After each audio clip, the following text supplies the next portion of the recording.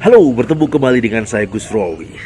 Dalam kesempatan ini saya pengen mendiskusikan satu hal yang belakangan ini sangat hangat, sangat panas didiskusikan. Apalagi kalau bukan tentang agresi yang dilakukan oleh Israel terhadap Palestina yang telah menimbulkan ratusan korban di pihak Palestina.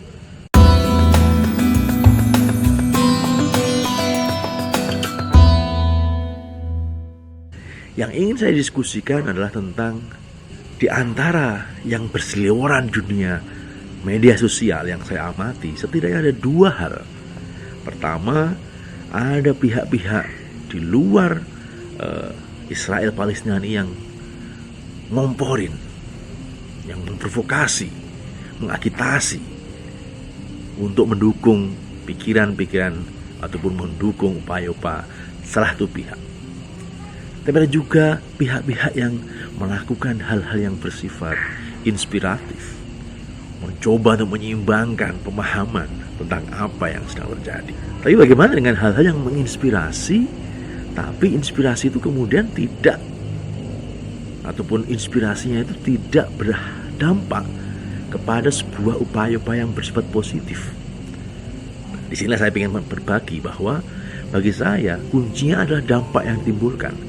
Ketika kita berbagi tentang pendapat kita, tentang apa yang kita setujui dari sebuah postingan di media sosial kepada khalayak ramai, kepada publik, maka jika dampak yang muncul dan ditimbulkan itu cenderung berdampak kepada kebaikan, sikap-sikap yang konstruktif, yang membawa upaya-upaya humanizing, memanusiakannya lebih baik, maka itu saya anggap sebagai sebuah inspirasi, sebuah motivasi kebaikan.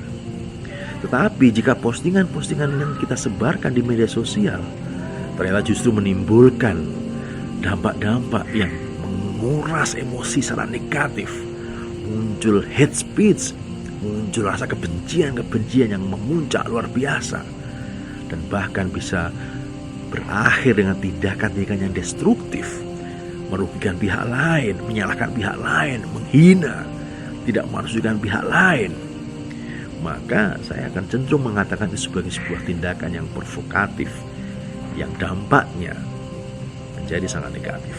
Memang dalam konteks bahasa mungkin antara inspirasi atau provokasi, dampaknya bisa positif atau negatif.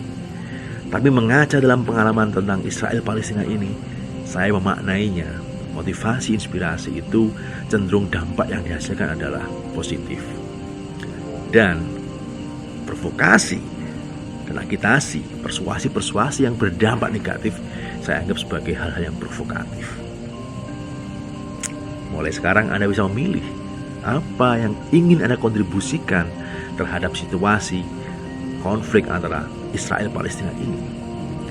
Memberikan sesuatu yang memberi dampak positif kepada orang-orang di sekitar Anda, atau Anda lebih suka, lebih menikmati membakar hal-hal yang bersifat emosional dalam konflik ini, sehingga muncullah tindakan-tindakan yang tidak positif, yang tidak konstruktif, sehingga yang Anda rasakan, yang dirasakan oleh orang-orang di sekitar Anda justru kemarahan, emosi yang memuncak, dan kemudian melakukan hal-hal yang mungkin tidak berdampak kebaikan kepada terjadinya konflik Palestina dan Israel ini. Siapa kita sehingga kita berpikir bahwa kita punya kontribusi ke sana? Tapi sekecil apapun yang kita lakukan, saya yakin pasti ada dampak yang akan terjadi. Sayangnya dampak itu hanya ada dua, negatif dan mungkin juga positif. Silahkan memilih apa yang terbaik buat Anda dan di sekitar Anda. Terima kasih, selamat malam.